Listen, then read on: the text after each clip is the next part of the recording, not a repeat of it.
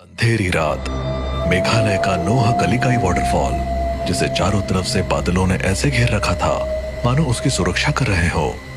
रात के अंधेरे में झरने की आवाज ऐसे महसूस होती थी जैसे किसी दानव को जंजीरों में जकड़ रखा हो और वो छुड़ाने की कोशिश कर रहा हो। इसी बीच गांव की तरफ से एक शोर गूंजता हुआ झरने की तरफ आया। वो भीड़ एक लड़के के पीछे भाग रही थी जिसके हाथ में एक चाकू था। वो लड़का भागते भागते नोह कलिकाई वाटरफॉल पर आकर रुका। भीड़ भी कुछ दूर रुक गई। इसने मेरी बेटी को मार डाला, इसको भी वैसे ही तड़पा तड़पा कर मारो। मारो मारो मारो मारो। अचानक उस लड़के को एक आवाज सुनाई दी, कूद जाओ, कूद जाओ, खत्म कर दो इस जीवन को, कूद जाओ, कूद जाओ।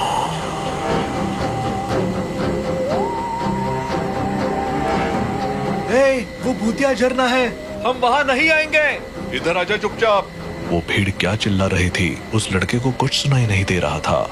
उसको सिर्फ एक आवाज सुनाई दे रही थी, कूद जाओ, कूद जाओ, कूद जाओ, कूद जाओ। उस आवाज की इंटेंसिटी बढ़ती चली जा रही थी। कूद जाओ, कूद जाओ, कूद जाओ, कूद जाओ। आखिरकार वो लड़का कूद ही गया। हे भगवान, ये तो कूद गया। आज तक यहाँ कोई मरा नहीं था, आज ये मर गया। चलो वापस चलो, आज के बाद कभी कोई यहाँ लौटकर नहीं आएगा। वो सारी भीड़ अपने अपने घर को लौट गई। इस घटना के कुछ साल बाद मेघालय से लगभग 2000 किलोमीटर दूर दिल्ली में राजेश नाम का लड़का अपने माँ बाप को सोलो ट्रिप पर मेघालय जाने के लिए मना रहा था। Solo trip? मतलब अकेले जाएगा? तुझे हो क्या गया है राजेश? अरे माँ, सोलो ट्रिप का मतलब ये नहीं कि मैं सच में अकेला हूँ। आजकल ग्रुप ट्रिप होती है, ट्रैवल एजेंसी सब अरेंज करती है। तू हमें बेवकूफ समझता है क्या? पापा, मैं बच्चा नहीं हूँ और हम ग्रुप में जाएंगे जिसमें अजनबी लोग होंगे पर सबकी डेस्टिनेशन सेम होगी। फिर भी अजनबी लोगों के साथ कैसे भरोसा कर सकते हैं?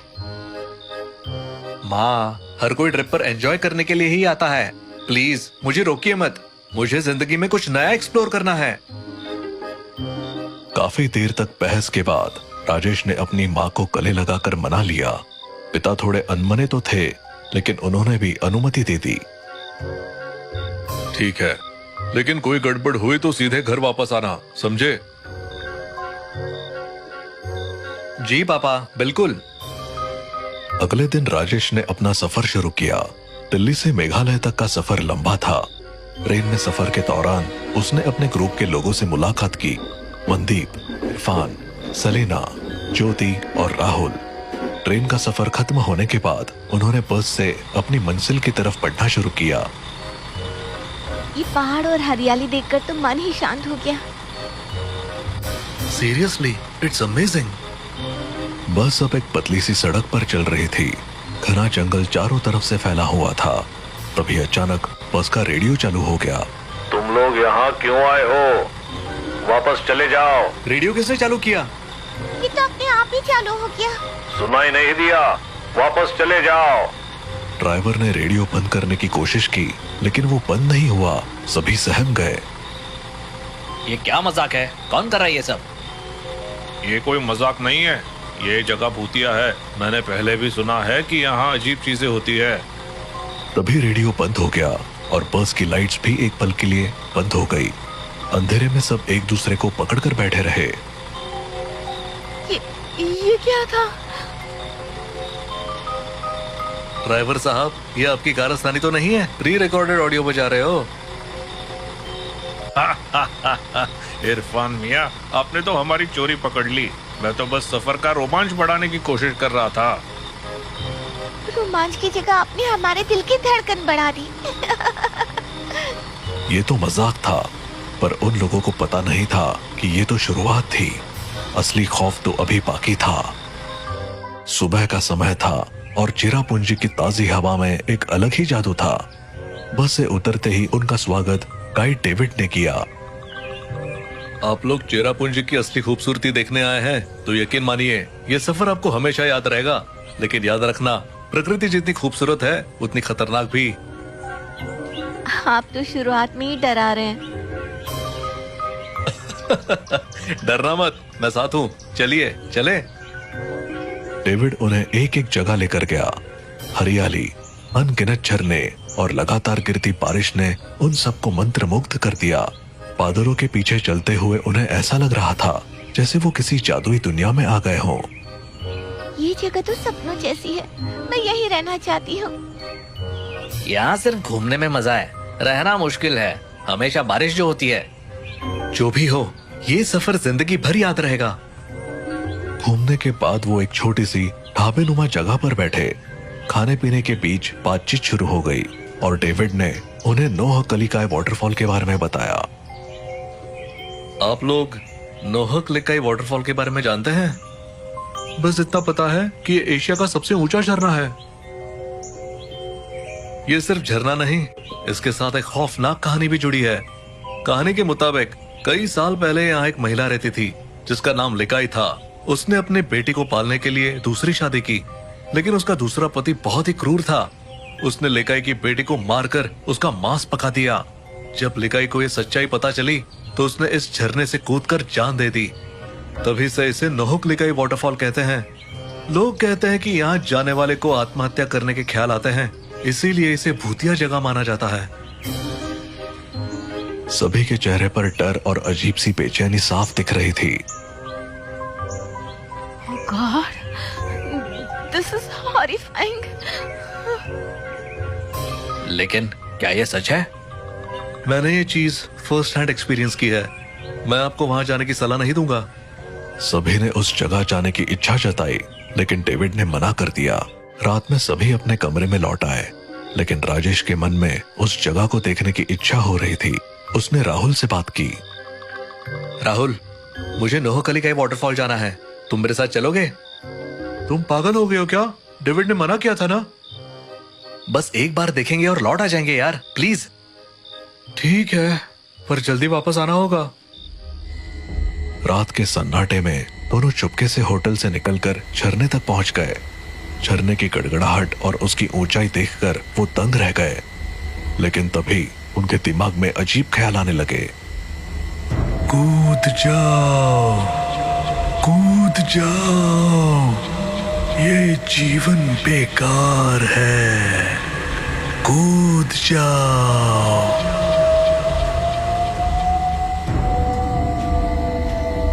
राजेश, ये आवाज सुन रहे हो ना? हाँ, हमें यहाँ से निकलना चाहिए। राजेश ने वहां से हटने की कोशिश की, लेकिन राहुल वहीं रुक गया।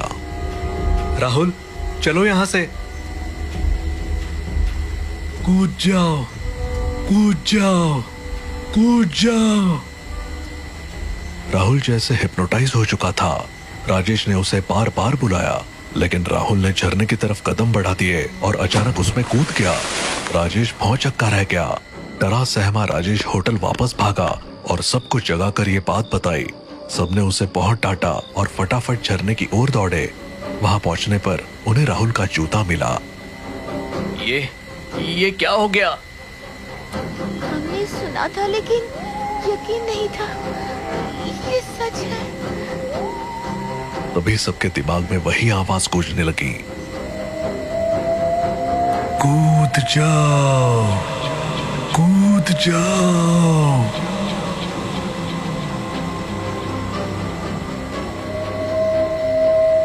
यहाँ से भागो, जल्दी। सभी लौटने लगे, लेकिन तभी सेलिना ने अचानक इरफान को झरने में धक्का दे दिया। सेलिना, तुमने ये क्या किया? मुझे भी वही आवाज सुनाई दे रही थी। मैं खुद कूदने वाली थी, लेकिन अचानक उसे मारने का ख्याल आया। सभी हैरान परेशान होकर सेलिना को लेकर होटल लौट आए। सेलिना झूठ बोल रही है, ये उसका सिर्फ बहाना है। मर्डर हुआ है, हमें पुलिस को बुलाना चाहिए। हाँ, सच पता चलेगा। ये कत्ल है, इसे छुपा नहीं सकते। सच कह रही हूँ, वो आवाज मेरे दिमाग में गूंज रही थी। मुझे नहीं पता चला मैंने क्या किया। रुकिए, आप लोग समझ नहीं रहे हैं। ये घटना अजीब है, पर मैंने पहले भी ऐसा सुना है। नोहक लेकाई वाटरफॉल के पास जाने वाले पहले सिर्फ खुद को नुकसान पहुंचाते थे, पर कुछ साल पहले एक लड़के ने गांव में किसी का खून कर दिया और भागकर वही जाकर खुदकुशी कर ली। तब से वहां जाने वालों को आत्महत्या के ख्याल के साथ साथ किसी और को भी मारने के विचार आते हैं। ये जगह अब खतरनाक हो चुकी है। ये सब अंधविश्वास जैसा लगता है।